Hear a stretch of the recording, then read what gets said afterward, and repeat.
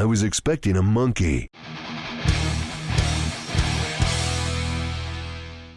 So this project begins over at the chop saw, where I'm cutting everything down to its rough length. Then over at the thickness planer, everything gets thickness down to 1.25 inches thick, except for the 2x4 slats, which are going to be installed later in the build.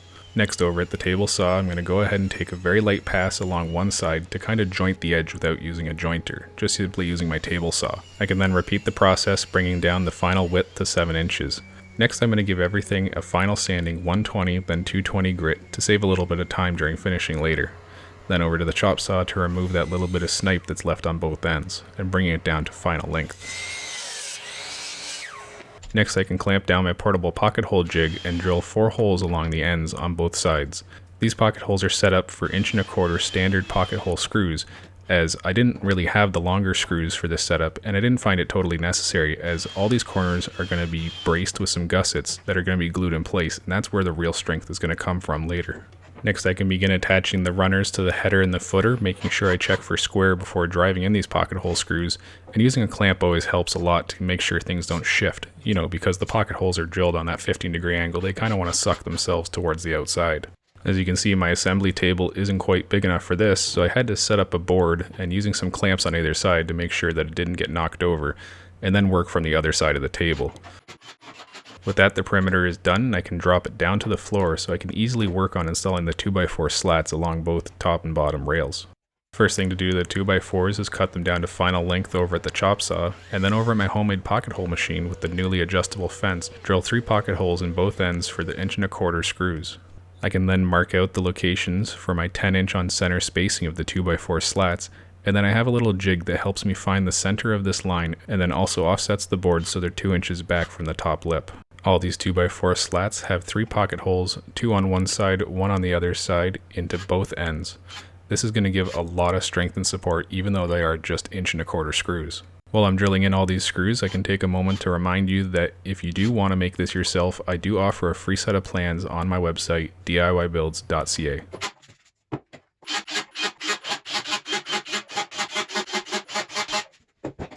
Next, over at the table saw, I have scrap pieces left from the 2x4 slats that get ripped in half. Then over at the drill press, some holes are drilled in it, just making this a little easier beforehand. I first set up a spacer block that's the same as when I was installing the 2x4 slats, as this is going to be glued and screwed in place, and this is going to act as our screwing edge to hold down the plywood that sits on top. These strips get installed all the way along the header and footer of the bed.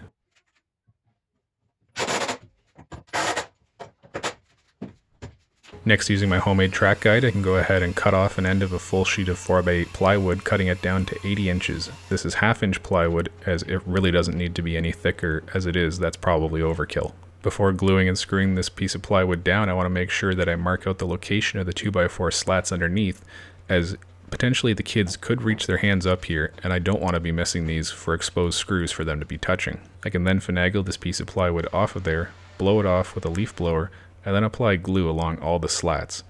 As I'm reinstalling the plywood, I'm making sure to drag it along the edge and then drop it into place as to not spread the glue all over the place. Then everything gets tied down with 1.25 inch drywall screws, as this is what I had on hand.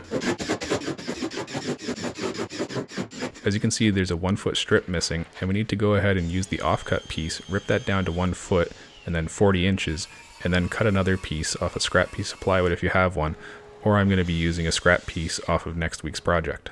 Again, to install these pieces, it's the same deal. Glue along all the 2x4 slats and then holding it in place with 1.25 inch drywall screws.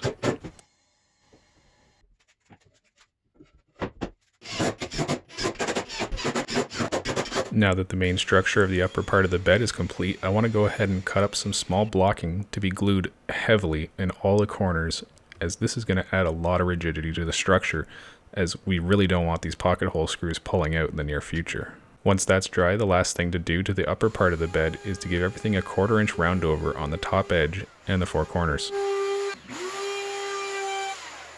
Next up is beginning work on the base. As you can see, I thicknessed everything down again to 1.25 inches. This really didn't need to come down to this thickness, as it's just there for support and you don't see the thickness of the wood like you do on top. Then at the table saw, it gets ripped down to 8 3/4 inch wide, and then at the chop saw, I cut off the snipe on one end and then cut it to final length. This time around I'm a little smarter and I use my pocket hole machine with the newly adjustable fence again to drill out these pocket holes instead of using my little portable one by hand. Again, this is going to be very similar to the top piece where it's held together with pocket holes, using those clamps in the corners to make sure things don't shift. These again will get gusseted with small blocks after the fact and give it a lot of strength. The main difference with this under support structure is that it gets a large beam across the middle instead of slats all the way across. This is going to support the slats all the way through and be extremely strong. I haven't felt the bed move even one little bit. So for the 6 pieces of blocking, yes, I installed them in the middle as well. I go ahead and use a screw in the middle to act as a clamp while these things dry. The next step is to give everything a nice sanding up to 220 grit and give some light hand sanding to round over any sharp edges because we don't want these kids bashing their face on this. As you see, I have the bed outside set up on my front lawn as I'm going to use the leaf blower to blow off all the dust, and I'm also going to do the staining here. Doing this out in the sun made it dry extremely fast as I wasn't going to wipe off the excess because I wanted this to remain really dark. And after the stain was dry, I went ahead and applied 3 coats of water-based polyurethane semi-gloss and using a 220 grit sanding pad to sand in between. Over at the chop saw, I can chop up some scrap 3/4 inch plywood, some 1/4 inch plywood, and some 1/8 inch hardboard, as this is going to give me the right spacing that I need to offset to make the bottom of the bed mount to the top of the bed, so this doesn't ever come apart, say when someone jumps on it. Now, this is the only footage I have of me installing these 4 brackets, as my camera decided that it was going to do something extremely awesome. Well, it's now attached, and time to install the strip LED lights around the outside. These are just white LEDs, and all they do is you can adjust the brightness up or down, as I didn't want the kids to be having a rave at bedtime. And with that, the project is complete. Now it's time to unravel the mattress and get this thing set up.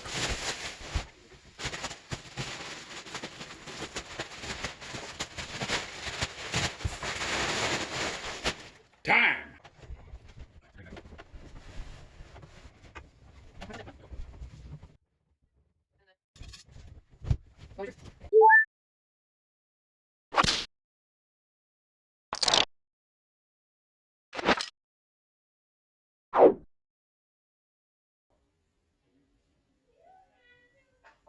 Damn, we're looking good.